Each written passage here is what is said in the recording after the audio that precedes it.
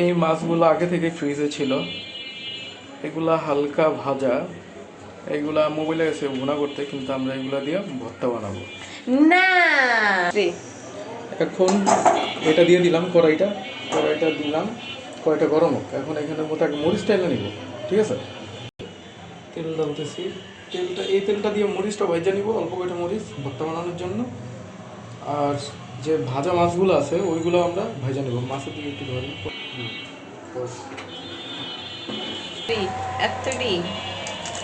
না, এতগুলো লাগবে না, এই করে। আপনার তো মরিচ ভাজা আছে। আচ্ছা, ওই কটা রেখে দেবো।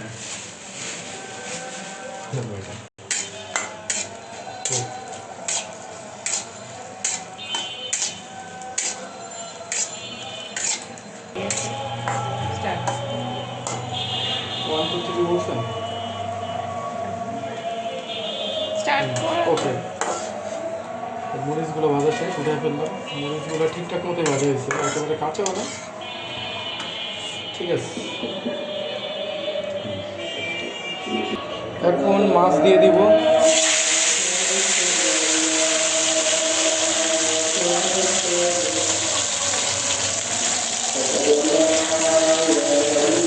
মাছ দিয়ে দিচ্ছি,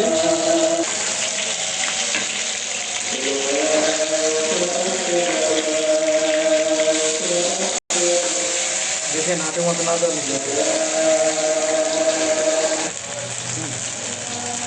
বন্ধু।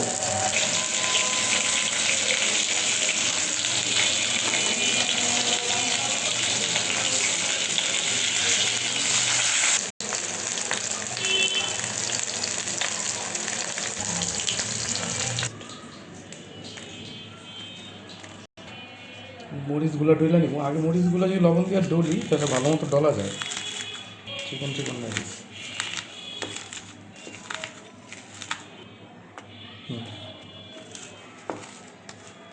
যতটুকু আছে দিয়ে দিই।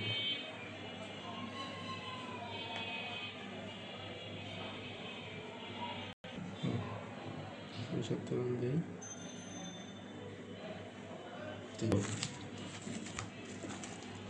যেহেতু লেস দুইটা, পেঁয়াজ দিলে এটা বাড়বে, আর পেঁয়াজটা দিলে মজাও লাগে। এই ভর্তাটাতে পেঁয়াজ দিলে ভালো লাগে।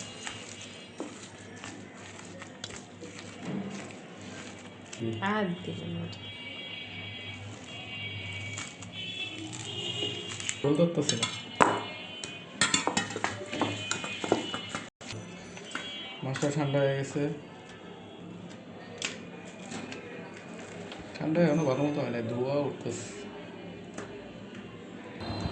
মাছের কাটা বাছা শেষ, মাছগুলো এখানে নিয়ে নিই, মিক্সড করে ফেলি।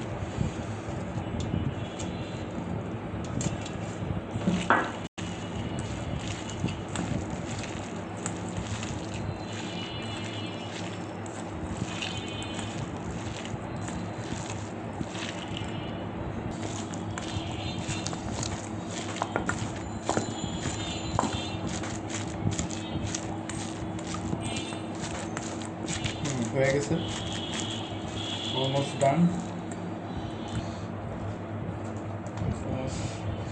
ওকে ওকে,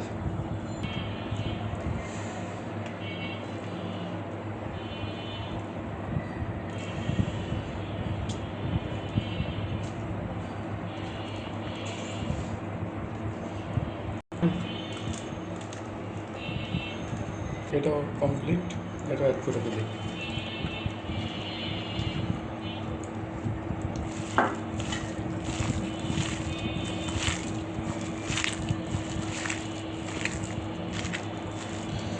এইবার একেবারে কম্বিনেশন সব ওকে।